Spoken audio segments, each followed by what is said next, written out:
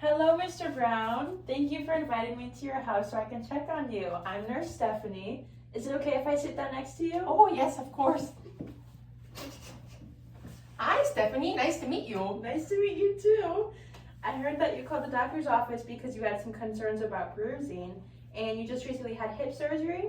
Could you tell me more about that? Well, yes. I had my left hip replaced 9 days ago, and I've been doing good with my pain levels and keeping up with my physical therapy, and I thought everything was going well until I started noticing all these bruises on me. I'm glad to hear you're not in too much pain. It's normal to still have some pain 9 days after surgery, but we want to make sure it's under control so that you can get around the house and complete your physical therapy. I'm concerned about the bruising, so I'm glad you called for an appointment so we can get to the bottom of it. Could you tell me where the bruises are on your body? Well, you see, it's all over, really. I have it around my hip where the surgery was, and it's bright purple, and it's also on my elbows and my right knee, and my gums are bleeding when I brush my teeth. Do you think it's all related, and do you think something went wrong during my surgery? I see that's a big concern for you. Let me ask a few more questions to help figure this out. You haven't bumped yourself where the bruises are, have you? No, not at all. The bruises just showed up. And have you changed anything about how you brush your teeth, like using a harder or a different toothbrush? No, not at all. I brush my teeth the same way. Okay, and did you get the blood work done that the surgeon ordered after your surgery? Well, no, I didn't. I was having a wonderful visit with my daughter, and I just didn't want to deal with the doctors for a while. I understand. The reason I ask is because some of those labs that they check your blood for could help me narrow down what's going on and explain the bruising.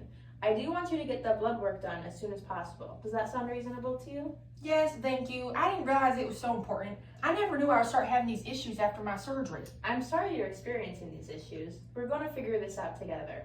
Let's review your medications that you take and your medical history. Do you have any chronic conditions? Yes, I have COPD and AFib. And what medications do you take? Oh, I have a whole list written down here so I can remember everything. I know my COPD is a breathing issue, and I use my oxygen at bed to help me. I do 2 liters through my nose.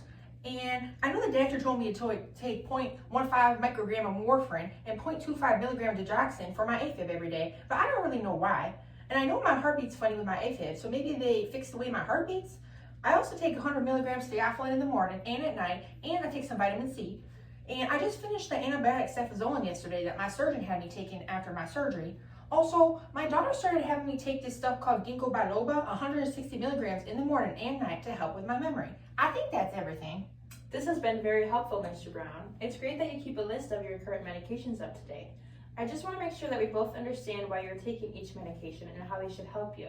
I'm glad that you finished your antibiotics after your surgery. That was helped to help you prevent from developing an infection. Next, it appears that you have 2 things to help with your COPD, the oxygen at bed and the theophylline. Do you understand what the theophylline is supposed to do? Well, I'm not sure exactly. Does it help my lungs? Yes, it helps you breathe easier because it's something called a bronchodilator. It basically helps relax your airway so that it's easier to breathe with your COPD. Okay. Can you tell me how the warfarin and digoxin work since you seem to know so much about meds? Of course. Both of these meds are for your atrial fibrillation. With AFib, the top chambers of your heart beat irregularly. The digoxin you take helps to make the rhythm more normal and helps your heart beat strongly. The warfarin is to help prevent blood clots. Patients with AFib have a higher risk of clots because of the way the blood can pool due to the way the heart beats. Taking warfarin decreases the chances that you develop a clot that could cause something like a stroke. Oh, wow. That's very scary. I guess my medications are really important. I don't mean to scare you, Mr. Brown. I just want you to have all the information and make sure that you understand why each medication is important. I'm here to support you and answer any questions you have. Both of these meds need to be at a certain level in your blood to be safe for you. We want them to be strong enough to help you, but not too strong that they cause issues. That's why it's important that you get those blood labs done regularly. A side effect of warfarin is bleeding and bruising, so it could be causing some of the issues you've noticed. Oh, wow. I do think I remember the doctor telling me when I started my meds, but it's been such a long time that I forget. So is that the only reason I have bruising? My surgery didn't go wrong? I don't think your surgery went wrong. I am actually concerned about the new supplement you started called ginkgo biloba and how that could interact with the warfarin to increase bleeding. There's a known risk of bruising issues when you mix those 2 meds together. This is terrible to hear. My daughter told me it would help my memory. What am I supposed to do now? Is it poisoning me? The important thing now is that you should stop taking the ginkgo. We can't just stop warfarin because it's important for your AFib and to prevent clots. If you stop the ginkgo, the bruising and bleeding gums will hopefully stop. And we definitely need to get the lab work done that you missed. There's a risk of more major bleeding issues if you don't discontinue using the ginkgo, but I think we can get this under control as long as you stop using it. Does that sound reasonable to you? Well, yes, I'm not sure my daughter will be happy, but I want the bruising to go away, and I wouldn't want to have any other things happen to me. I agree. I can help speak with your daughter if you would like me to explain things to her. I think our best plan of action is to get the blood work done that is overdue, stop the ginkgo, and follow up within the week.